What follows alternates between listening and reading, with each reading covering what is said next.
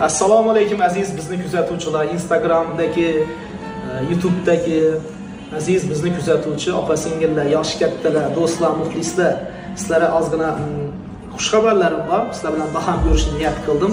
Ya'ni men internet bor kontentlarni, videolarni yoki ijodiy namunalarni chiqarmasam-da, lekin ozgina o'z ishlar bor ekan. Shu sabab xush kelibsizlar deymiz. Yangi podpисчиklarimizga, bizni kuzatuvchilarga natijalar bilan ozgina tanishtirib o'taman. Internetdagi shaxsiy kanalimiz 1 millionga qarab yo'lga chiqibdi.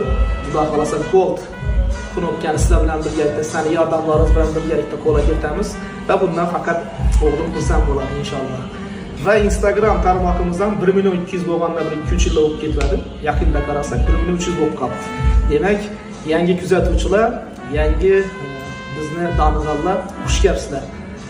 İkinci profilimiz ham bor edi. Buni ham desaylik, ikki profili. Buni ukalar, do'stlar bilan boshqaraladik. Hozir o'zim qolib ketgan. Bu yerdan o'z ishlab o'tdi. 30-40 ming podpисчикimiz ko'payib qoldi. Xush kelibsizlar sizlar ham.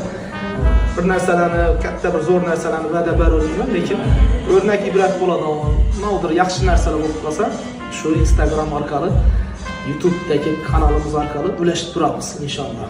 Va yaqinda YouTube'dagi kanalimiz ham canlı icradagi qo'shiqlar yoki qolib ketgan, muxlislar nazardan chetda qolgan qo'shiqlar ham joylashni boshlaymiz.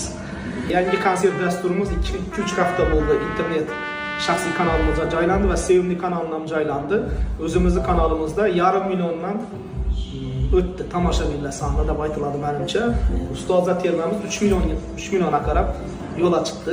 Katta rahmat bizni to'xtamasdan tomosha qilib turganlarga. Chiroyli kommentarlarni yozishdan mamnunlik. Har kim har xil yo'nalish bo'yicha zo'r bo'ladi. Ijodkorlarda kimdir to'yda, kimdir konsertda, kimdir internetda, kimdir kliplar bo'yicha.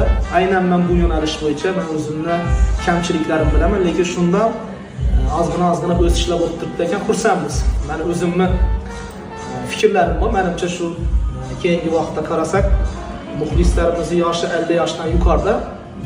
Bu yoshdagi insonlarning ko'pchiligida Instagram yo'q. Ko'rishganda gaplashib turamiz. Menimcha shularning ko'pchiligi ko'payishining sababini aytmoqman. Ortiqlarni, ya'ni nabiralarni Instagram profil ochtirgan bo'lsa kerak. Shu sabab YouTube'da ikkita profil, Instagram'imiz ikkita profildan 100 ming, 150 ming ishqilib muxlislar soni ko'payibdi. Xursandmiz. Xudo xolasa birgalikda yaxshi kunlarda vidolashib, suhbatlashib turamiz degan niyatdamiz. Endi kirib kelgan muxlislarimizga xush kelibsizlar deymiz. Sog' bo'linglar.